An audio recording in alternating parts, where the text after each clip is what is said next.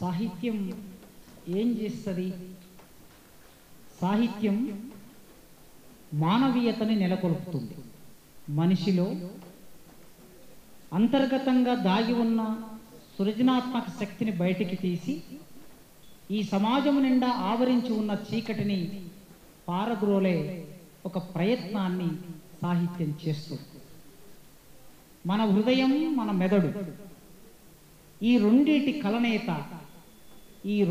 కలనేతని రసాయన క్రియ జరిగితే అప్పుడు సమాజానికి పనికొచ్చే సాహిత్యం సృష్టించబడుతుంది.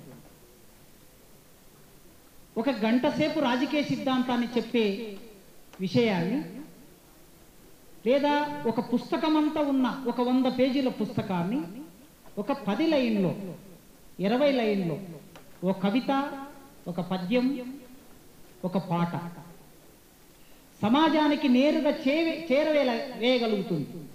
మీ హృదయాలని అది ద్రవింపచేస్తుంది. అక్కడితో ఆగకుండా అది మెదడుకు ప్రయాణించి రసాయన క్రియగా మారి సమాజ మార్పులో, సందోహంలో మిమ్మల్ని భాగస్వాముల్ని చేస్తుంది. అది సాహిత్యానికి ఉన్న శక్తి.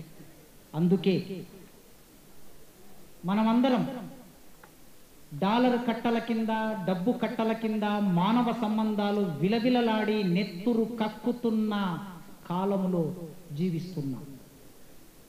సంపద కోసం, ఆస్తి కోసం, భూమి కోసం, అన్న తమ్ముణ్ణి, తమ్ముడు అన్న, తండ్రిని, చెల్లెల్ని, అక్క అనే మానవీయ సంబంధాలు, కుటుంబ సంబంధాలు,